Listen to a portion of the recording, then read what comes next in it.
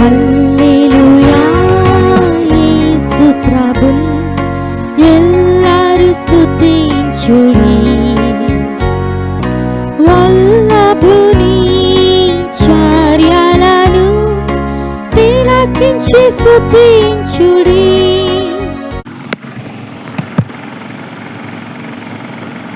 27వ అధ్యాయం. కీర్తన గ్రంథము 127వ అధ్యాయం. మనము అధ్యాయం అంతా కూడా పూర్ణాలు ప్రచురాలుగా చదువుకున్నాం. యెహోవా ఇల్లు కట్టించిన దాని కట్టువారి ప్రయాసము వ్యర్థమే. యెహోవా పట్టణమును కాపాడని దాని కావలికై వారు వేరుకుని వ్యర్థమే. మీరు వేకువనే లేచి చాలా రాత్రి అయిన తరువాత పండుకొనిచి కష్టాచితమైన ఆహారం తినిచి ఉండుట వ్యర్థమే. తన ప్రియులు నిద్రించి చిండగా ఆయన వారికి ఇచ్చిచున్నారు. కుమారులు యెహోవాను గ్రహించు స్వాస్యము, గర్భఫలము ఆయన ఇచ్చు బహుమానమే. యవన కాలమందు పుట్టిన కుమారును బలవంతుని చేతిలోని బాణంల వంటి వారు. వారితో తన అంబుల పొది నింపుకుని వాడు ధన్యుడు. అటు వారు సిగ్గుపడక గుమ్మములలో తమ విరోధులతో వాదించగలరు. 128 రోజుల తర్వాత యెహోవా యందు భయభక్తులు కలిగి ఆయన త్రోవల యందు నడిచి వారందరూ ధన్యులు. పక్షులైన తండ్రి, ప్రేమటువంటి మా దేవా, నీకు వందనాలు. నీ కుమారుడు మా ప్రభును రక్షకుడైన యేసుక్రీస్తు వారి అత్యున్నతమైన నామం పేరిట ఈ సాయంకాల వేళలో నీ పాద సాన్నిధ్యానికి రావడానికి మీరు మాకు ఇచ్చిన ప్రేమను బట్టి మీకు స్తోత్రాలు. చదవబడిన లేఖనము 127వ కీర్తన ఈ సన్నిధిలో చదివించుండగా ఈ మాటలు మా మధ్యలో ఉంచి మీరే మనల్ని బలపరిచి నడిపించి ఈ కార్యాన్ని జరిగించి మీ నామకాంత కొరకు మీరొచ్చే మాకు విడిచి పంచిపెట్టండి. చేరువచ్చిన మాకు వీటిన్న ప్రజలకు ప్రతి ఒక్కరికి కూడా మేలును ఆశీర్వాదమును కలుగునట్లుగా మీ లేఖనము మా మధ్యలో వచ్చుమని, ఈ వాక్యము మాకు దైత్యమని మీరు మాట్లాడేది కూడా మోగవాడు కాదు, అక్కడి కొలది అవసరం కొలది మాట్లాడుటకు సమర్థులు కాబట్టి సహాయపడమని యేసు నామములో ప్రార్థిస్తున్నాము తండ్రి. ఆమేన్. దేవుని వాక్యములో ఈ మాటలు చాలాసార్లు మనము చదువుతూ ఉంటాం. ఈ మాటల యొక్క భావము మనకు అర్థమై ఉంటుంది. ఈ మాటల యొక్క భావం ఏంటంటే, మనుషుడు తనకు తానుగా ఏమీ చేసుకోలేడు, తనకు తానుగా ఏమీ పొందలేడు, తన జీవితంలో మేలును అనుభవించలేడు. ఇది ఈ మొదటి 3 మాటల యొక్క భావమే కాకుండా అధ్యాయం అంతా భావం అదే. కాబట్టి మనుషులైనటువంటి మనముగా దేన్ని కూడా సాధించుకోలేము, చేసుకోలేము అని వాక్యము స్పష్టముగా మనతో మాట్లాడుతూ ఉన్నది. అనగా మనుషులైన మనం చేసే ఏ ప్రయత్నము ద్వారా కూడా విజయాన్ని పొందలేం. మనము విజయాన్ని పొందాలి, మేలు అనుభవించాలి, క్షమాన్ని అనుభవించాలి అని మనము భావించినట్లయితే పరిపూర్ణముగా దేవుని పైన ఆధారపడాలి. అందుకొరకు ప్రతి వ్యక్తి కూడా తన వ్యక్తిగత జీవితంలో మరి తాను ఒక స్థితిని అనుభవించాలి అనే అభిప్రాయాన్ని కలిగి ఉన్నట్లయితే ఆ వ్యక్తి పరిపూర్ణముగా దేవుని పైన ఆనుకోవలసిన వాడిగా ఉన్నాడు. ఈ రోజున ఏ మనుషుడు కూడా తన జీవితాన్ని బాగు చేసుకోలేడు. మనం అనుకుంటాం, ఒక వ్యక్తి బాగుపడ్డాడు అంటే వారి తల్లిదండ్రుల కారణం, లేక పెద్దల కారణం, ఎవరో కారణం అని మనం అనుకుంటాం. అది వాస్తవము కాదేమో అని నేను అంటాను. ఎందుకనంటే ఒక వ్యక్తి ఒక సరైన స్థితిని కలిగి ఉన్నాడు అంటే దానికి కారణం ప్రభువే. ప్రభు ఆ వ్యక్తిని బాగు చేయకపోతే, ఆ వ్యక్తిని తీర్చిదిద్దకపోతే, ఆ వ్యక్తిని ఆయన చెక్కకపోతే ఆ వ్యక్తి సరైన అంతస్తులోనికి రాలేదు. కాబట్టి ప్రియులారా, దేవుడే ప్రతి వ్యక్తిని కూడా సరైన రీతిలో చెక్కగలిగిన వాడు, నేర్పరైన శిల్పకారుల వలె ఒక వ్యక్తిని సరైన రూపములో నిలబెట్టగలిగిన వాడు ఆయనే. అందుకే దేవుని వాక్యములో ఇర్మియా అంటాడు, మనము కుమ్మరి వాని చేతిలో మంటి కుండలము అని ఆయన అంటాడు. అంటే దాని అర్థమేమి? మనుష్యులు ఆయన చేతిలో మట్టి ముద్దలు అని వాక్యము మాట్లాడుతుంది. ప్రవక్త యెషయా కూడా అదే విషయాన్ని మాట్లాడుతున్నాడు. అనగా మానవులైన మనం ఆయన చేతిలో మట్టి ముద్దలం. అనగా మానవుడు మట్టితో తయారు చేయబడిన వాడే కదా. ఆ మానవుడు ఏ రకమైనటువంటి లోహముతో కూడా తయారు చేయబడలేదు. బంగారము కానీ, వెండి కానీ, ఇనుము కానీ, ఇత్తడి కానీ ఇలాంటి ఏ లోహముతో కూడా మానవుడు దేవుణ్ణి చేయలా. మానవుడిని దేవుడు మట్టితోనే చేశాడు. కాబట్టి మానవులైనటువంటి మనము ఆయన చేతిలో మట్టి ముద్దలమై ఉన్నాం.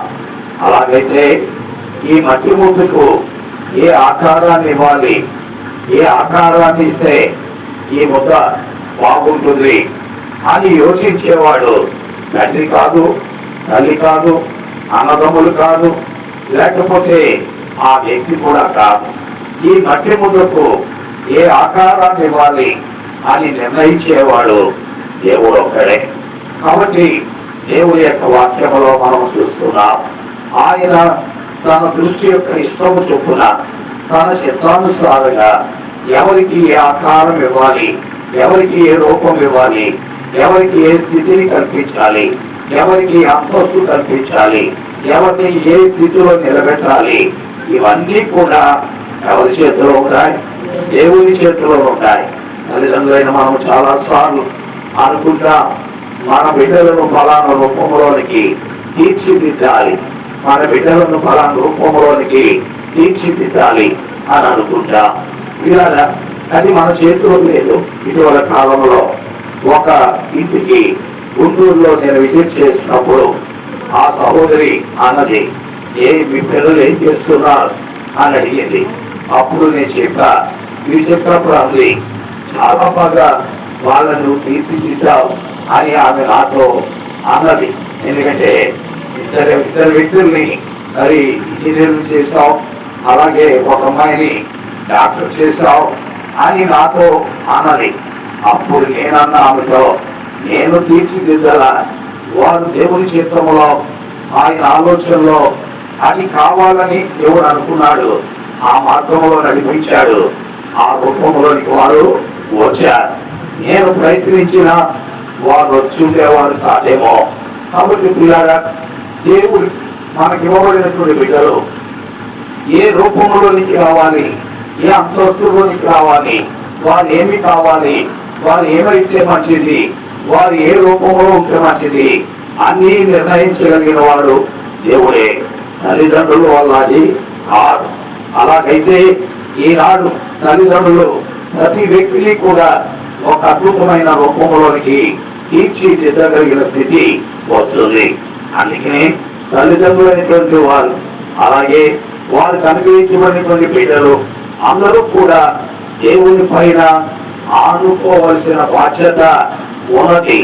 అలాగే ఆనుకునేటట్లు కూడా తల్లిదండ్రులు చేయవలసిన పరిస్థితి ఉన్నది. నీవే దేవుడి చిత్రంలో నీవేం కావాలని దేవుడు కోరుకుంటున్నాడో మాకు తెలియదు. అయితే మేము ఈ మార్గంలో నడిపిస్తున్నాం, ఈ వంతు కృషులు చేయాలి. అది దేవుని చిత్తం అయితే గోళ్ళను లేక గురిని నీవే చేస్తావు, చేరతావు అనే విషయాన్ని పిల్లలకు మనం బోధించవలసిన ఆవశ్యకత ఉన్నది. కాబట్టి ప్రియారా, దైవ గ్రంథంలో మనం చూస్తున్న సత్యాలవే. అందుకనే ఏమని రాయబడి ఉన్నదో మనం చూస్తున్నాం. ఏమంటే ఆ 3 లేక 4 వచనాల్లో మనం చూస్తున్నప్పుడు సమస్తము దేవుని చేతిలో ఉన్నది అనే విషయాన్ని అక్కడ గ్రంథకర్త మనకు బోధిస్తున్నట్లుగా మనం చూస్తూ ఉన్నాం. కాబట్టి ప్రియారా, కాబట్టి మనము ఖచ్చితంగా అనుక్షణము అనునిత్యము నిత్యము మన జీవితంలో ఆయన పైన ఆనుకోవాలి. ఉదయం రావడంతో ఆయనకి చెప్పుకోవాలి, ఏం చేయమంటావు, ఏం చేస్తే మంచిది, ఎలా నడవమంటావు, ఎలా నడిస్తే మంచిది, నా జీవితంలో నీ ఉద్దేశాలేంటి, నీ ఆలోచనలు ఏంటి అనేటువంటిది ఆ దేవునికి మనలో మనం ఏం చేయాలని అప్పగించుకోవాలి. తద్వారా ఆయన మనకి ఏ రూపం కావాలని ఆయన ఆంతర్యంలో ఉన్నదో, ఆయన మనసులో ఉన్నదో ఆ రూపానికి చెక్కగలిగిన వాడు ఆయన ఒక్కడే. కాబట్టి ఈ రోజున మనుషులు అనుకుంటున్నా మనకు మనముగా ఏదైనా చేయగలము అని మనుషులు తలస్తున్నారు. అది మానవుని యొక్క అవివేకమే, అజ్ఞానమే, బుద్ధిహీనతే అని మనము గ్రహించవలసిన వారు ఉన్నాం. ప్రియారా, కాబట్టి మనం గ్రహించి ఆ ప్రకారం వెళ్ళాలి. ఈ మధ్యాహ్నము ఒక సహోదరి నాకు ఒక మెసేజ్ పెట్టింది. ఆనంది అంకులు, మా అబ్బాయి మరి మెడ్రాస్ హైదరాబాద్ ఐఐటిలో అతడు మరి ఆల్రెడీ బీటెక్ డిగ్రీ పొందాడు, ఇదిగోండి వాడికి బీటెక్ డిగ్రీ ఇచ్చాడు అని ఆమె ఫోటో పెట్టింది నాకు. నేను చేసిన దేవుని స్తోత్రమా, దేవుడు తన బీటెక్ చదవాలని నిర్ణయించాడు, పైగా ఐఐటిలో చదవాలని నిర్ణయించాడు. అందుకే అతనికి ఐఐటి బీటెక్ వచ్చింది. అయితే ఇప్పుడు ఫర్దర్ గా మీరేం చేయాలనుకుంటున్నారు అని నేను అడిగా. ఆ పెళ్లి విషయంలో దేవుడి ఉద్దేశం ఏంటి అని మీరు ఏం ఆలోచిస్తున్నారు అని అడిగా. ఢిల్లీ పంపుతున్నాండి. ఢిల్లీకి దేనికి అంటే ఐఏఎస్ కోచింగ్ పంపిస్తున్నాం. వాడు ఐఐటిలో చదివాడు కాబట్టి ఐఏఎస్ కోచింగ్ చేస్తే బాగుంటుంది అన్న. ఓకే, దేవుని చిత్తం అయితే అతడు అది అయిపోతాడు. ఒకవేళ దేవుని చిత్తము కాకపోతే అతడు అది కాదు. ఎందుకంటే అంతా ఎవరి చేతిలో ఉన్నది? దేవుని చేతిలోనే ఉన్నది. కాబట్టి పిల్లల మనము ప్రయత్నిస్తూ ఉంటాం. అందుకనే మనం ప్రయత్నిస్తూ ఉంటాం. సంగతులను నెరవేర్చేవాడు ఎవరు? దేవుడే. అందుకని ఇంగ్లీష్ లో సామెత ఉంది, మ్యాన్ ప్రపోజెస్, గాడ్ డిస్పోజెస్ అని ఉంది. అనగా మనుషుడు ప్రపోజ్ చేస్తాడు, బట్ దాన్ని నెరవేర్చగలిగిన వాడు ఎవరండి? దేవుడు ఒక్కడే. కాబట్టి ఆ విశ్వాసముతో దేవుని వైపు మనం చూచి మన ప్రయత్నం మనం చేస్తూ ఉండాలి. అలాగే మనం ప్రయత్నించినప్పుడు మన జీవితంలో ఆనందిస్తాం, సంతోషిస్తాం, ఆ ప్రభువుని వెంబడిస్తాం. స్నేహితులారా, ఇది చాలా విచిత్రమైనటువంటి విషయమని మనం అనుకుంటాం, కానీ ఇది విచిత్రమైనది కాదు. కేవలం దేవుని మీద ఆధారపడిన వానికి ఇది ఎంతో మేలుకరమైన సంగతి అనే విషయాన్ని మనము గ్రహించాలి. కాబట్టి దేవుని వాక్యంలో మనము దేవుని పైన ఆధారపడాలి. ఈనాడు ప్రపంచం దేవుని పైన ఆధారపడనందువల్లే, దేవుని వైపు చూడనందువల్లే, దేవునికి సంపూర్ణముగా స్థానం ఇవ్వనందువల్లే ప్రపంచం తన నాశనాన్ని తనే కూడా తెచ్చుకోబోతుంది. రేపేళ్ళలో ప్రపంచమంతా కూడా నాశనం అవడానికి కారణం మానవుని యొక్క ఉద్దేశాలు, మానవుని యొక్క నిర్ణయాలు, మానవుని యొక్క తలంపులు. దేవుని పైన అనుకునేటువంటి స్థితి, దేవుని పైన ఆధారపడినటువంటి స్థితి మానవ జీవితంలో ఈ దుస్థితికి కారణమవుతుంది. అందుకే దేవుడు కూడా అన్నాడు, నా యొక్క చిత్రములకు లోపలైనటువంటి వ్యక్తి ద్వారానే ఈ ప్రపంచాన్ని నేను నాశనం చేయబోతున్నాను అని గ్రంథంలో దేవుడు కూడా సెలవిచ్చిన మాటలు మనము చూస్తూనే ఉన్నాం. కాబట్టి దైవ గ్రంథంలో రాయబడిన ప్రతి మాట కూడా చాలా విలువైనటువంటిది. ఒక పొల్లు కూడా అది తప్పిపోవడానికి వీలేదు. అందుకే సామెతలు 16వ అధ్యాయం 4వ వచనంలో ఒక మాట చెప్పా. ఏమన్నారు? సామెతలు 4వ పాటలో దేవుడు ప్రతి వస్తువును దాని పని నిమిత్తము చూసారా, ఎవరు ఏమి కావాలనే దాని కొరకాయ దేవుడు సృష్టిస్తారు. దేవుడు ఆ పని కొరకై వాడిని సృష్టించినప్పుడు వాడు దేవుణ్ణి ఎరిగిన వాడైనా ఎరగన వాడైనా ఆయనను నమ్మిన వాడైనా నమ్మనవాడైనా ఆ పనిలో వాడు అయిపోతాడు, ఖచ్చితంగా అయిపోతాడు. ఎందుకంటే దేవుడు వాక్యం అది. ఎందుకంటే దేవుడు ప్రతి వస్తువును దాని పని నిమిత్తము ఆయన కలుగు చేశాడు. నరేంద్ర మోడీ గారిని ఆయన ఎందుకు కలుగు చేశా అంటే 12 ఏళ్ళు భారతదేశాన్ని పరిపాలించడానికే కలుగు చేశాడు. అది ఆయన చిత్తం, అది ఆయన ఆలోచన, అది ఆయనకి తెలియదు, నరేంద్ర మోడీకి తెలియదు. కానీ అనంత జ్ఞాని అయిన దేవుడికి దాని గురించి తెలుసు.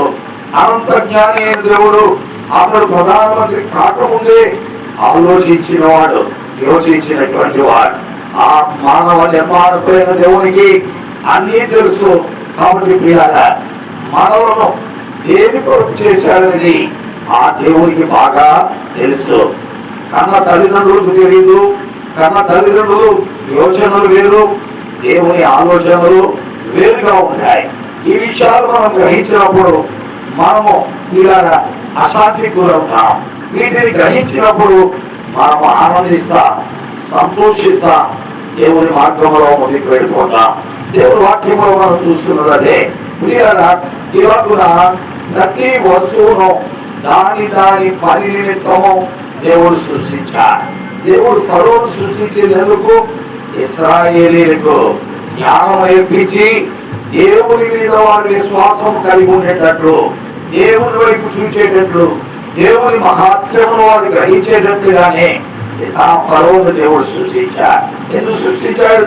అతనికి కఠిన హృదయం వస్తుందని దేవుడు తెలుసు. ఆ కఠిన హృదయమే వీరు దేవుని యందు విశ్వసించుటకు కారణం అవుతుంది. కాబట్టి దేవుడు ప్రతి వస్తువును దాని పని నిమిత్తం ఆయన సృష్టిస్తారు. నాశన దినములకు భక్తిహీనులు కూడా కలుగజేయబడాలని ఉంది. అందుకనే ఆ సామెతల 14లో మనం చదువుతుంటే ఏంటంటే ఇన్ని అద్భుతాలు చూస్తున్నా ఆ దేవుణ్ణి నమ్మలేదు. ఆ దేవుణ్ణి నమ్మడని దేవుడికి కూడా తెలుసు. వాడి హృదయం కఠినపరచబడుతుందని దేవుడికి కూడా తెలుసు. ఆ పాత్ర ఉగ్రత పాత్ర అని కూడా ఎవరికి తెలుసు? దేవుడికి తెలుసు. ఆ పాత్ర కరుణ పాత్ర కాదు, కరుణ పొందే పాత్ర కూడా కాదు అనేది దేవుడికి తెలుసు. అందుకే అన్ని అద్భుతాలు చూచాక కూడా వాడి హృదయం కఠినమై చివరికి ఎర్ర సముద్రంలో ఏమయ్యాడని అంతమయ్యాడు. కాబట్టి పిల్లల దేవుని యొక్క చిత్తంలో సమస్తము ఉంటుంది, దేవుని యొక్క ఆధీనంలో సమస్తం ఉంటుంది. అది మనము గ్రహించినప్పుడు మన జీవితంలో క్షమాభివృద్ధిని పొందుతాయి. కాబట్టి తల్లిదండ్రులు దాన్ని తప్పకుండా గ్రహించాలి. ఏ తండ్రి కూడా తన కుమారుని చక్కగా తీర్చిదిద్దలేదు, ఏ తల్లి కూడా తన కుమార్తెను చక్కగా తీర్చిదిద్దలేదు. ఇలా ఏ వ్యక్తి కూడా తన జీవితాన్ని బాగు చేసుకోలేడు. వాళ్ళందరినీ బాగు చేయగలిగిన వాడు దేవుడు ఒక్కడే. అందుకనే ఇర్మియా అన్నాడు, భూష దేశస్తుడు తన రంగును మార్చుకోగలరా, చిరుత పులి తన మచ్చలను మార్చుకోగలరా? అలాగైతే మీరు కూడా మీ మచ్చలను మార్చుకోగలరు, మీ మార్గాలు మార్చుకోగలరు, మీ రంగులు మార్చుకోగలరు, మీ పద్ధతులు మార్చుకోగలరు అన్నట్లుగా దేవుడి ఇర్మియా గ్రంథం 11వ అధ్యాయం 23వ వచనంలో ఆయన మాట్లాడినట్లు మనం చూస్తున్నాం. అందుకే ఈనాడు అనేక మంది తాగుడు మానేయాలనుకుంటారు, జోదం మానేయాలనుకుంటారు, వ్యభిచారం మానేయాలనుకుంటారు, కుక్క మానేయాలనుకుంటారు. ఎన్నో రకాలైన మరి అలవాట్ల నుండి బయటకు వచ్చి సంప్రోక్తత కలిగిన వారిగా జీవితాలు గడపాలనుకుంటారు.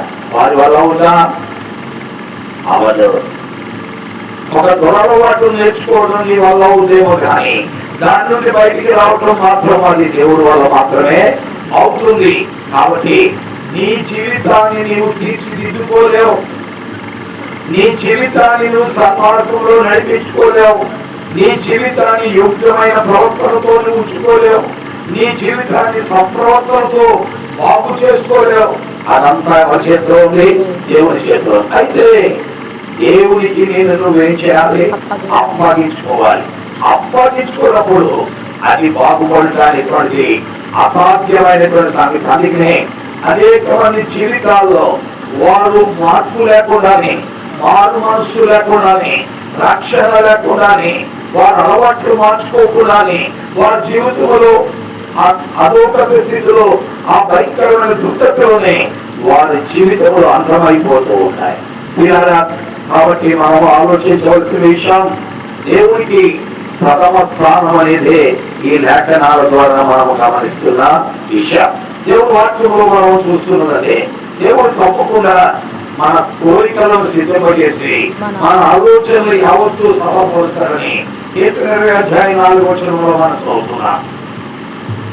అయితే ఆయన మన కోరికలను సిద్ధపజేసి మన ఆలోచనలు యావత్తు సఫలం చేయాలంటే ఎవరి మీద అనుకోవాలి? దేవుని పైన అనుకోవాలి. లేకపోతే జరగదండి. అది జరగవు. పరిపూర్ణముగా దేవుని పైన అనుకోవాలి. యెహోవా అది చెయ్యని ఎడల నా కోరిక నెరవేరదు, యెహోవా కాపాడని ఎడల నా కోరిక నెరవేరదు, యెహోవా సహాయం చేయని ఎడల నా కోరిక నెరవేరదు అని నీవు తలచాలి. ఎందుకంటే ఆయన నీ కోరికను సిద్ధింపచేసి నీ ఆలోచన యావత్తు సఫలం చేసి, అంటే సక్సెస్ చేయాలి. నిన్ను ఫ్లరిష్ చేయాలంటే ఫ్లరిష్ చేయగలిగిన వారి పైన నీవు ఆధారపడాలి. ఫ్లరిష్ చేయగలిగిన వారి పైన ఏం చేయాలి? ఆధారపడాలి. Success always lies in God. అంటే ఫలవంతమైన జీవితం ఎప్పుడు కూడా దేవునిలోనే ఉన్నది. కానీ మన ప్రయత్నాల్లో, మన కష్టంలో, మన శ్రమలో, మన యొక్క నిరంతర కృషిలో లేదు ప్రియారా. అది కేవలం దేవునిలోనే ఉన్నది అనే విషయాన్ని మనం మర్చిపోకూడదు. అలాగైతే దేవునిలో ఉంది కదా అని మనం నిద్రపోకూడదు. దేవుడికి అప్పగించుకొని మన ప్రయత్నము మనము చేస్తూ ఉండాలి. అది దేవుని చిత్తం అయితే ఆ ప్రయత్నంలో నువ్వు సక్సెస్ అవుతావు. కాబట్టి ఇది దేవుని యొక్క వాక్కు.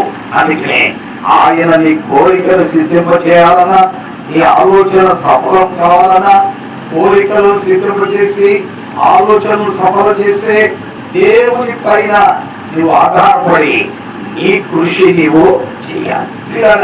ఇది చాలా ప్రాముఖ్యం. దేవుని వాక్యంలో మనం చూస్తున్న సత్యాలు ఇవి చెయ్యలేకే అనేక మంది దెబ్బతిపోయారు. అందుకని ప్రవక్త గ్రంథంలో 1వ అధ్యాయంలో మనం చూస్తుంటే వాళ్ళు ఏమైపోయారంటే, ఎవరైతే సక్సెస్ ఇవ్వగలరో ఆ సక్సెస్ ఇవ్వగలిగిన దేవుణ్ణి మర్చిపోయారు. అందుకని ఏమన్నాడు దేవుడు? ఎద్దు తన కామను తెలుపుతాం, గాడిద సొంత వాడిని తెలుసుకుంటాం, ఇశ్రాయేలునకు తెలివిలేదు, నా జనులు యోచింపరు. వారంటే వాడంటే బుద్ధిహీనులు. వారు ఎట్లాంటి వారంటే బుద్ధిహీనులు, అజ్ఞానులు. వారు నా పైన ఆధారపడిన విషయంలో తప్పిపోయిన వారు. దీనికి కారణాలు ఏంటంటే వారి నడినెత్తిన వ్యాధి ఉంది. అంటే వారి ఆలోచనలు తప్పాయి, వారి హృదయం బలహీనపడింది, హృదయ ఆలోచనలు తప్పాయి, వారి చేతులు దెబ్బతిన్నాయి, వారి నడవడిక కూడా దెబ్బతిన్నది. అందువల్ల వారు నాపై ఏం చేయలేకపోయారు? ఆధారపడలేక. దేవుడు వాక్యంలో ప్రభు చెప్పింది. అయితే ఒక్కనాడు అక్కడ ఆ ప్రభు ఇలాగ భయంకరమైన దృష్టికి వచ్చిన ఈ వ్యక్తులతో దేవుడు ఏమంటున్నాడంటే, అయ్యా అయినా పర్వాలా, ఈ దేశము సుధోమాలకు అయిపోయిందని నాకు తెలుసు. అక్కడ రాయబడిన మాటలు మనం చూస్తుంటే సైన్యంలో కటిపతే యెహోవా బహు కొద్దిపాటి శేషమునకు నిలుపని ఎడల మనము సొదొమ వలె ఉందుము, గొమ్మరాతో సమానం. నేను మళ్ళా మిమ్మల్ని శాశ్వతమైన సౌందర్యమైన నగరంగా చేస్తా. ఎప్పుడు 19వ వచనం చదవండి. 1వ అధ్యాయం. మీరు సమ్మతించి నా మాట వినిన ఎడల మీరు భూమి యొక్క మంచి పదార్థములను అనుభవించురు. మంచి పదార్థములను మీరు సొదొమలాగా అయిపోయినా, గొమొర్రాలాగా అయిపోయినా, మీరు సమ్మతించి మరలా నా మాట వినాలి. అప్పుడు నేను ఎలా చేస్తాను? ఎందుకంటే రూయిలైపోయిన మీ జీవితాలను మరలా సమకూర్చి పునరుద్ధరించగలిగిన సమర్థత నాలో. రూయిలైపోయిన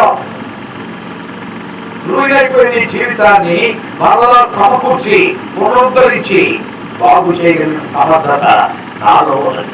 ఇలా దేవుడు కలుగుతున్న మాటలు ఎంత విలువైన చూశారు కదా. కాబట్టి మనము పరిపూర్ణముగా దేవునికి మనలను మనం ఏం చేయాలి? అనుక్షణము మనం చేసే చాలా సార్లు మనం ఏం చేస్తుంటే నేను కృషి చేస్తున్నాను కాబట్టి నాకు జరిగిపోతుందని మనం అనుకుంటే దేవుడు ఎందుకంటే ఆయన అందరికీ ఉపకారి, ఒకరికి కీడు చేసి ఒకరికి మేలు చేయడు. ఎందుకంటే ఈనాడు ఎంసెట్లో 715 మార్కులు సంపాదించినోడు ఆయన మరి హస్త నిర్మాణమే. వాడు 715 వచ్చాయి, వాడు ఆయన హస్త నిర్మాణమే. అలాగే నార్త్ ఇండియాలో ఒక డ్రైవర్ కూతురికి 605 మార్కులు వచ్చాయి, ఆమె కూడా ఆయన యొక్క హస్త నిర్మాణమే. వీళ్ళెవరు దేవుడు ఎరిగిన వారు కాదు. వీళ్ళు కంప్లీట్ గా విగ్రహాలు లేక దేవుడు అంటే ఎవరో తెలియనటువంటి మతభక్తులు. ఇలాంటి వారికి 715 605 వచ్చింది. అలాంటప్పుడు మనం అనుకుంటాం ఏంటో మనం ఎంతో దేవుడు ఎందుకు భక్తి కలిగి ఆయన కూడా వెళ్తుంటా ఆయన మనకి చేసేది అని మనం అనుకుంటాము. అందరికి ఉపకారి, వాడి కృషిని బట్టి వాడికి సహాయం చేశాడు. నీవు చేసే కృషిని బట్టి నీకు కూడా సహాయం చేస్తాడు. అయిపోయి వాడు కృషి చేస్తే వాడికి 715 వచ్చింది. నీవు కొద్దిగా కృషి చేస్తే నీకు కూడా అనే మార్కులు వస్తాయి. ఎందుకంటే వాడికి కృషి తోడైంది, నీకు కృప తోడైంది. నీకేం తోడైంది? కృప. That is very important. అందుకనే దేవుడి పైన అనుకోవాలి. కాబట్టి కృషి ప్రాముఖ్యం కాదు, దేవుని యొక్క కృప ప్రాముఖ్యం. అందుకొరకు మనం కృషితో పాటు కృప ఉంటుంది. వాడికి కృషి ఒకటే ఉంటుంది. అయితే దేవుడు పక్షపాతి కాడు కాబట్టి వాడికి ఏమిచ్చాడు? ర్యాంక్ ఇచ్చాడు. కాబట్టి ఈ రోజున మనము దేవుడి పైన పరిపూర్ణంగా ఎక్కడో ఆధారపడలేదేమో, కృషి మాత్రమే చేసామేమో, కృపను నెగ్లెక్ట్ చేసామేమో, కృపను తక్కువగా అంచనా వేసామేమో. కృషితో పాటు ఏముండాలండి? కృప. దేవుడు వాక్యంలో మనం చూస్తున్నాం, కొంతమంది ఏ కృషి చేయకుండా కట్టుబడి అయితే వాళ్ళు ఏమైనా కృషి చేశారంటే ఏమి చేయాల? వాళ్ళకి ఒకటే, వాళ్ళు దేవునికి లోబడిపోయారు, దేవుని పైన ఆధారపడిపోయారు. అందువల్ల వారు అత్యధికమైన స్థితికి వెళ్ళిపోయారు. అందుకని దేవుడు వాక్యంలో మనం చూస్తుంటే తాను మరి ఇశ్రాయేల్ దేశానికి రాజు వారిని కృషి చేశాడంటే చేయలేదు. కృషి చేశాడా? చేయలేదు. దావీదు ఇశ్రాయేలీయుల పైన రాజు కావడానికి దేవుడు దావీదు కృషి చేశాడా? చేయగా. ఏం చేశాడు? దేవుని పైన అనుకున్నాడంట, దేవుని పైన ఆధారపడ్డాడు. నా జీవితాన్ని తీర్చిదిద్దేవాడు నీవు, నన్ను ఏ రూపంలో చూడాలనుకున్నాను అది తెలియట్లేదు. ప్రస్తుతం గొర్రెలు కాచుకుంటున్నాను, ఈ అడవిలో తిరుగుతున్నాను, ఈ గొర్రెల తిరుగుతున్నాను, ఇదిగో ఇలాంటి పరిస్థితులు కలిగి ఉన్నాను, నా స్థితి ఏంటో లేదు నాకు తెలియదు. రూపానికి మార్చగలిగిన సమర్థుడు ఎవరు? కాబట్టి కృషి చేయటం కంటే ఎక్కువగా దేనిపై ఆధారపడాలి? రూపం పైన, అనగా దేవుడి పైన ఆధారపడాలి. మనల్ని అంతస్తుకు చేర్చగలిగిన వాడు దేవుడే. కాబట్టి ఆ దృక్పథంతో దేవుడి పైన మనం ఏం చేయాలంటే ఆదుకుంటే తప్పనిసరిగా సత్ఫలితాలు, సరైన ఫలితాలు మన జీవితంలో చూడగలమని దేవుడి వాక్యంలో మనము చూస్తున్నాం. కాబట్టి ప్రియారా దేవుడి పైన అనుకున్నాం. అందుకే వాక్యంలో అన్నాడు 16వ అధ్యాయం 3వ వచనంలో మనం చూస్తున్నాం. ఏమన్నంటే నీ పనుల భారము యెహోవా మీద ఉంచుము, అప్పుడు నీ ఉద్దేశములు సఫలమగును. ఇంగ్లీష్ బైబిల్లో బాగుంది. Commit thy ways unto the Lord. Commit thy ways unto the Lord. English Bible ఏమన్నంటే your plans are going to be succeeded when we depend upon God. Plans అన్నాడు, ఉద్దేశాలు ఏమన్నంటే ప్లాన్స్ అన్నాడు ఇంగ్లీష్ బైబిల్లో. ఈ దగ్గర ఆదాయం ఉంటే చాలా. అక్కడ ఏమన్నంటే your plans are going to be succeed ఎప్పుడు? when you depend upon God. దేవుని పైన నువ్వు అనుకున్నప్పుడు నీ ఉద్దేశాలన్నీ ఏమవుతాయి? అదే మన 6:3లో చూస్తున్నది. ఏమంటున్నాడు చదవండి. నీ పనుల భారం యెహోవా మీద ఉంచుము, అప్పుడు నీ ఉద్దేశములు సఫలమగును. మన ప్లాన్ సక్సెస్ అవ్వాలి అంటే నీ ప్లాన్ దేవుని ప్లాన్ అయితే you are going to receive success. your plan will become God's plan. Definitely you are going to receive the success. నీ యొక్క ఉద్దేశము దేవుని ఉద్దేశం అయింది. నీవు ఆయన పైన ఆధారపడితే అది తప్పకుండా ఏమైపోతుంది, జరిగిపోతుంది. కాబట్టి పిల్లరా, ఈ విషయాలు మనం గ్రహించాలి. అందుకే స్పష్టముగా 16వ అధ్యాయం 3వ వచనంలో చెప్పా. ఏమన్నాడు చదవాలి ఇంగ్లీష్ లో? Commit thy works unto the Lord, and thy thoughts shall be established. And thy thoughts అన్నాడు. బయట ఇక్కడ మరొక బైబిల్లో ఉందంటే యువర్ ప్లాన్స్ అన్నాడు. Your plans. కాబట్టి పిల్లరా, నీకొక ప్లాన్ ఉంటుంది, నీకొక ప్లాన్ ఉంటుంది, దేవుడికి ఒక ప్లాన్ ఉంటుంది. మన ప్లాను దేవుడి ప్లాను కోయిసైడ్ అయినటువంటి డెఫినెట్గా ఇది దేవుడి వాక్యంలో మనం చూస్తుంది. అది మనం సొంతంగా చేయలేము, అది చేయాల్సింది కావాలండి దేవుడే. కాబట్టి ఆయనకి మనం ఏం చేయాలి, అప్పగించుకోవాలి. ఆయనకు అప్పగించుకోవడానికి అది మనకు కూడా కొంత ధైర్యం కావాలి. ఏం కావాలి? ధైర్యం కావాలి. అంతా దేవుడు పెట్టంటే ఆ పరిస్థితి ఏం అనుకున్నాను. దేవుడు ఈ పని నువ్వు చేస్తున్నావు, దేవుడికి అప్పగిస్తున్నావు, దేవుడు చూస్తున్నావు, అంతే కదా. అది సొంతగా నువ్వు చేయలేవు, అది ఆయన చేయగలడు. అందుకని దేవుడు వాక్యంలో ప్రభు అన్నాడు, అయ్యా రాత్రంతా మీరు ప్రయాసపడ్డారు, ఒకసారి కూడా పట్టలేదు, నీ వల్ల కాలేదు. రాత్రంతా కష్టపడ్డారు మీరు, మీ వల్ల కాదా? అయితే ఇప్పుడు నేను చెప్తున్నా, తోని లోపలికి నడిపించి వాళ్ళని నేను చూస్తున్నాను అన్నాడు. అలాగున లోకాసు వార్త 5వ అధ్యాయం మొదటి 10 వచనాలు మనం చదివామనుకోండి. లోకాసు వార్త 5వ అధ్యాయం 1వ వచనం 10 వచనాలు చదివామనుకోండి. సీమోనుడైన దోణి ఎక్కాడు. ఆయన దేవుడి వాక్యంలో మనం చూస్తున్న సత్యాలే ఎంతో స్పష్టంగా ఉంది. ఆయన ఆ దోణిలలో సీమోనుదైన యొక్క దోణి ఎక్కి దరి నుండి కొంచెము త్రోయమని అతన్ని అడిగి కూర్చుండి దోణిలో నుండి జనసమూహములకు బోధించుచుండెను. ఆయన బోధించుతూ చాలించిన తర్వాత నీవు దోణిని లోతునకు నడిపించి చేపల పట్టుటకు మీ వలలు వేయడని మేము ప్రయాసపడుతుంది, కానీ మాకేమీ దొరకలేదు. ఇప్పుడు మరొక సంవత్సరం ప్రయాసపడమని చెప్తున్నా. అలాగైతే మేము దోణిని లోపలికి నడిపించేస్తాం. మీరు చెప్పిన మాట ఆయనను నీ మాట చొప్పున వలలు వెత్తునని ఆయన విస్తారమైన దేవుని యొక్క ప్లాన్ ప్రకారం మనం వెళ్ళిపోయినప్పుడు, when we go according to the plan of God, we are going to receive the success.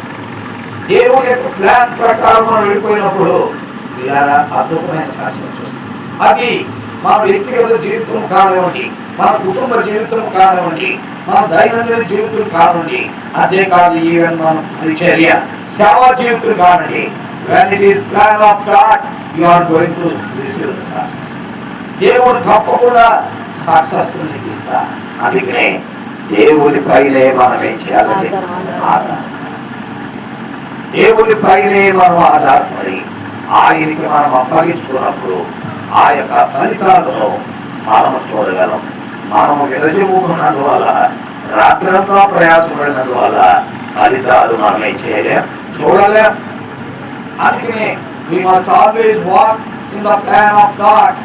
దేవుని యొక్క ప్రణాళిక ప్రకారం, ఆయన ఉద్దేశ ప్రకారం మనం నడిచినప్పుడు మనం తప్పకుండా సక్సెస్ అనేది మన జీవితాల్లో చూడగలం. ఈ రోజున చాలా మంది యవనస్తులు దెబ్బతించడానికి, అలాగే యవనస్తులు కలిగి ఉన్న తల్లిదండ్రులు దెబ్బతించడానికి, పిల్లలను బట్టి తల్లిదండ్రులు నిరాశపడిపోవడానికి, తల్లిదండ్రులు బట్టి పిల్లలు నిరాశపడిపోవడానికి, సమాజంలో అయ్యే వ్యక్తులను చూసి వీళ్ళందరూ డిస్కరేజ్ అయిపోవడానికి కారణాలు ఏంటంటే they were not walk according to the plan of God. దేవుని యొక్క ఉద్దేశ ప్రకారం, ఆయన ప్రణాళిక ప్రకారం వారు నడవలేదు. అందువల్ల they receive that discourage. చాలా మంది పిల్లల జీవితాల్లో మనం చూస్తూ ఉంటాం. దేవుడు వాక్యం సెలవిచ్చేమాట. అందుకనే ప్రభు పైనే మనం ఏం చేయాలి, ఆధారపడాలి. అందుకనే ఈ యొక్క సాయంకాల గడిలో మనం తెలుసుకోవాల్సింది ఏంటంటే, మన చేతిలో ఏది కూడా లేదు, నువ్వేమీ చేయలేదు. అంతా కూడా ఎవరి చేతిలో ఉంది? దేవుని చేతిలో ఉంది, ఆయన ప్రణాళికలో ఉంది, ఆయన ఉద్దేశంలో ఉంది, ఆయన ప్లాన్ లో ఉంది. కాబట్టి ఆయన ప్లాన్ ఏంటో మనం ఎరిగినప్పుడు, ఆ ప్లాన్ లో మనం నడుస్తూ ఉన్నప్పుడు మనం తప్పకుండా విజయాలు మనం ఏం చేయగలమంటే సాధించాలి. కాబట్టి అలాగే దేవుడికి మనం అప్పగించుకోవాలి. కదా మేము మా అమ్మాయికి మేము రాస్తూ ఇలాగా మొట్టమొదట ఇంటర్మీడియట్ చదివించాం. అప్పుడు 9,900 ర్యాంక్ వచ్చింది. 9,900 ర్యాంక్ వచ్చింది. ఇంటర్మీడియట్ డైరెక్ట్ ఇంటర్మీడియట్ 9,900 వచ్చింది. సీట్ రాలా. ఎందుకంటే అప్పుడు బీసీసీలో సీట్లు 7,000తో ఆగిపోయింది. 7,000తో బీసీసీలో సీట్ ఆగిపోయింది, రాలేదు. అయితే ఎస్సీ వాళ్ళకి చాలా ర్యాంకులు వచ్చింది. That is different. ఆయన దాని గురించి మనం ఆలోచించుకోవాలి. ఆ తర్వాత మళ్ళా మేము మరలా పెట్టాం, మరలా అవకాశాన్ని ఇద్దాం అనే ఉద్దేశంతో ఇచ్చాం. ఇచ్చిన తర్వాత తనకి ర్యాంక్ వచ్చింది. ఆ నెక్స్ట్ ఇయర్ తనకు వచ్చిన ర్యాంక్ 5,000 ర్యాంక్ వచ్చింది, 5,000 ర్యాంక్ వచ్చింది. సరే ఇంటర్వ్యూకి వెళ్ళాం. మరి అక్కడ నాగార్జున యూనివర్సిటీలో పెట్టారు కౌన్సిలింగ్. ఆ కౌన్సిలింగ్ పెట్టుకుంటే అక్కడ మరి ఇలా ఒకే ఒక ఎంబీబీఎస్ సీట్ ఉంది, ఓన్లీ 1 ఎంబీబీఎస్ సీట్. కానీ మా ముందు దాదాపు ఒక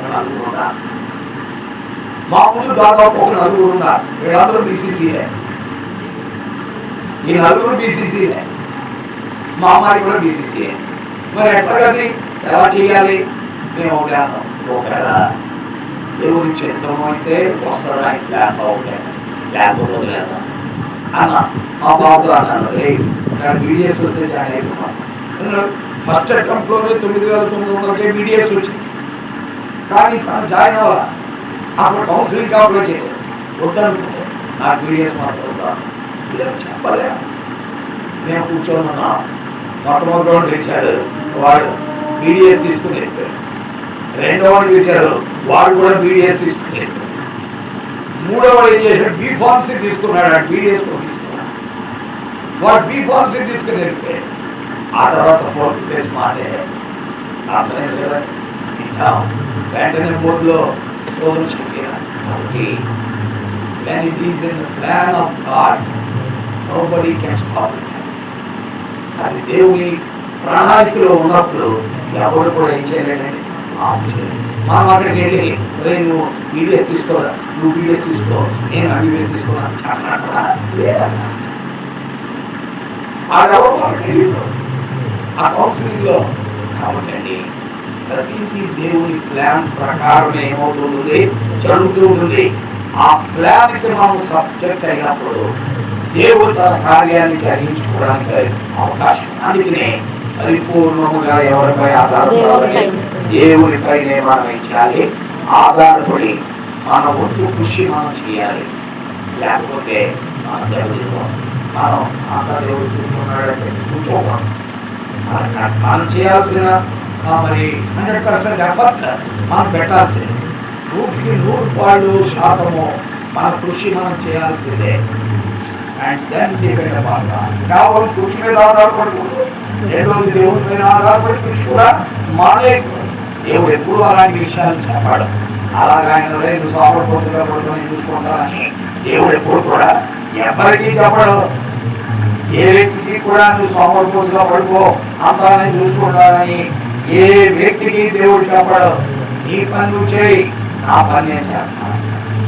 కాబట్టి దేవుడికి మనం ఏం చేయాలి, అందుకని మనం ఈ రోజున డిస్కరేజ్ అయ్యాం కదా, మనకి ఏమీ లేదు కదా, మనం డిస్కరేజ్ అవ్వకూడదు. మనం దెబ్బతినిపోయిన వాళ్ళందరూ సక్సెస్ అయిపోయారని మనం ఫీల్ అవ్వకూడదు. అందుకే 2వ దినవృత్తాంతంలో 15వ అధ్యాయం 7వ వచనంలో ఒక మాట రాయబడింది. 7వ దినవృత్తాంతాలు 2వ గ్రంథం 15వ అధ్యాయము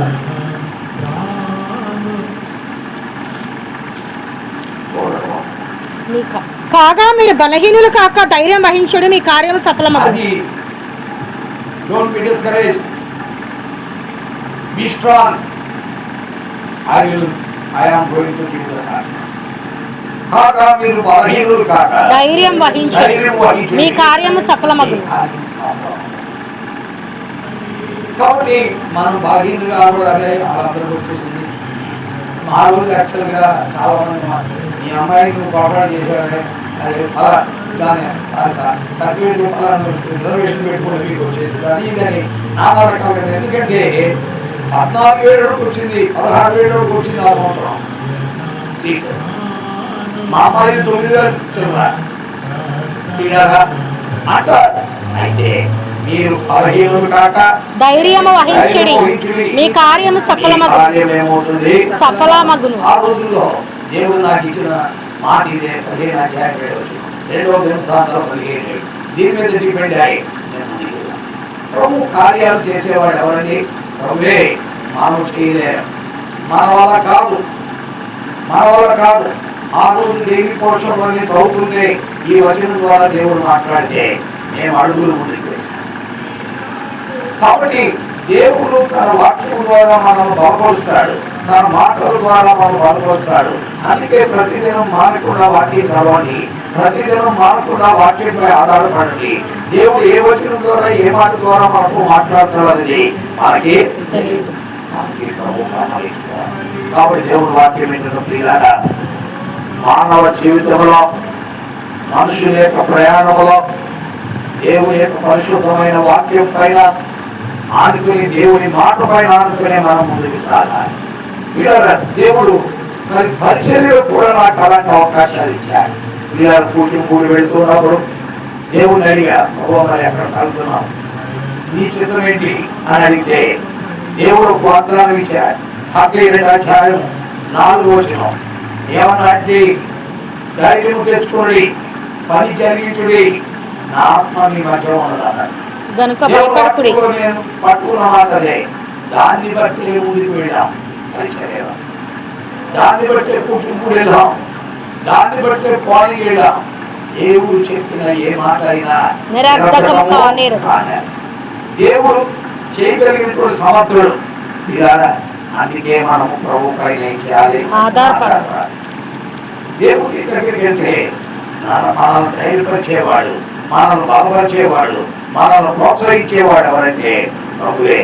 అలాగున మనము పని చేయగలం. దేవుడు వాక్యంలో రాయబడి సత్యం. ఇలా అది దేవుడి మందిరం పైగా నేను చేసే పని మా సొంత ఇల్లు కట్టుకోవడం కాదు, మా ఇల్లు కట్టుకోవడం కాదు, మా వ్యాపార స్థలం కట్టుకోవడం కాదు.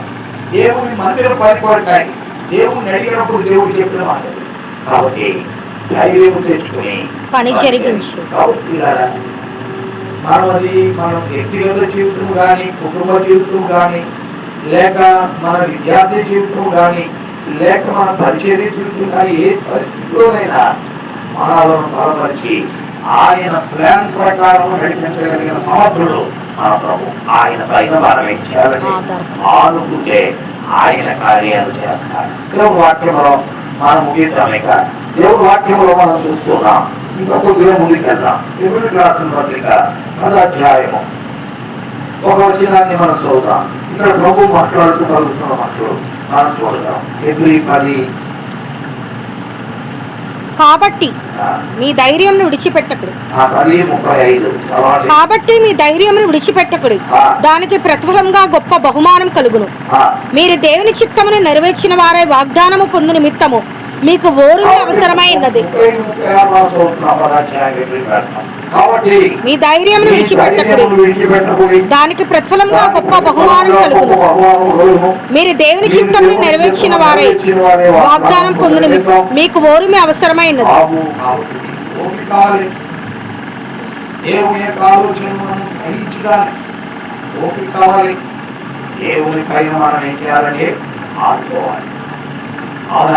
ఇది చాలా ప్రాముఖ్యం. ఒక్క నిమిషంలో ఓవర్ నైట్ లో అన్ని జరగవు.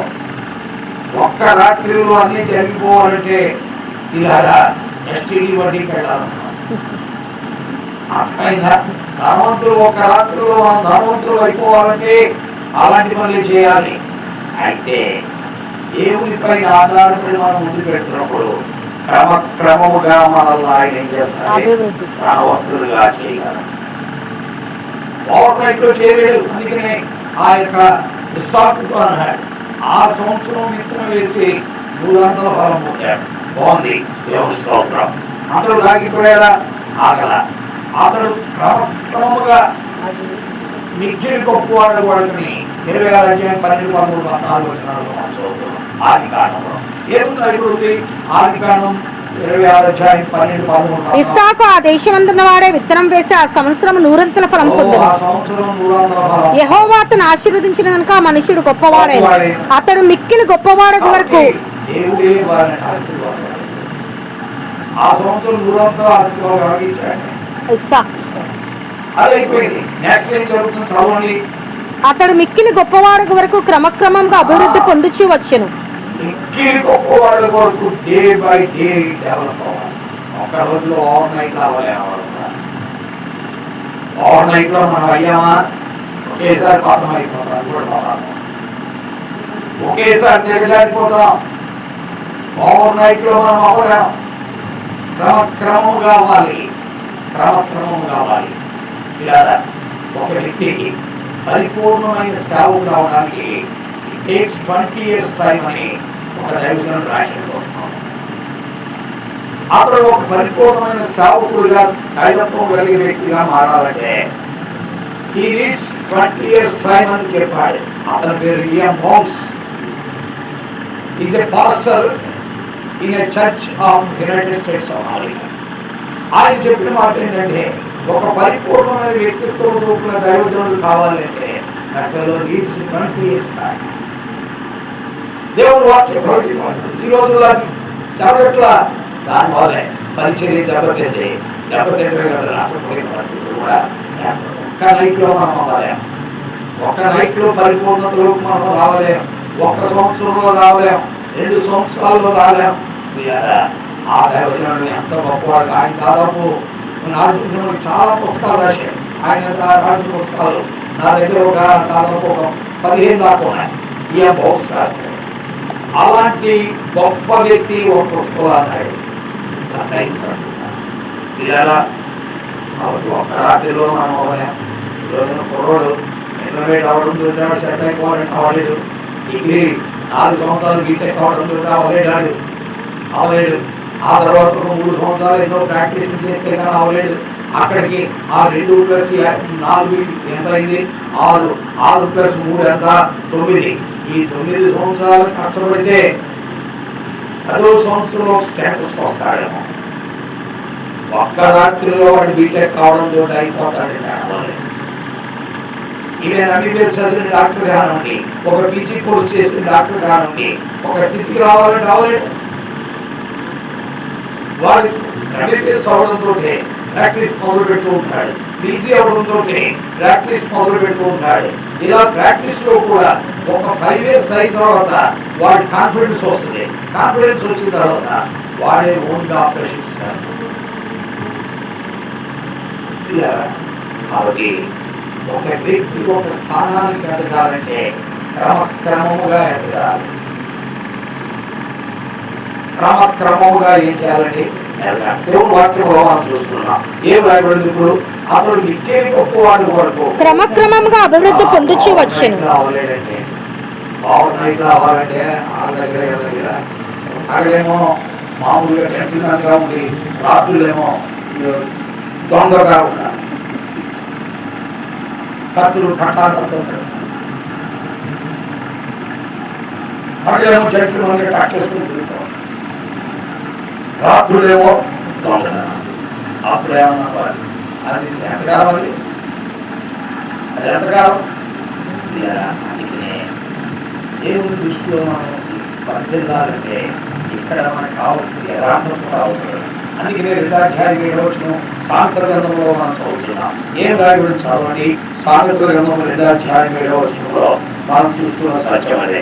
ఏం రాయబడిందో మనం చూద్దాం. చదవండి. ఆయన యథార్థవంతులను వర్ధిల్ల చేయును.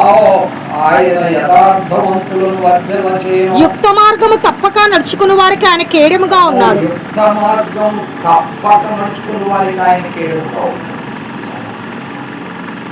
యథార్థవంతులను ఆయన వర్ధిల్ల చేస్తాడు. యుక్త మార్గము తప్పక నడుచుకుని వారికి ఆయన కేడముగా ఉన్నాడు. వారికి ఆయన ఆశ్రయం. కాబట్టి దేవుని పైన ఆధారపడిన వారు దేవుని స్తుతించుడి, హృదయమును వెలిగించిన యేసుని స్తుతి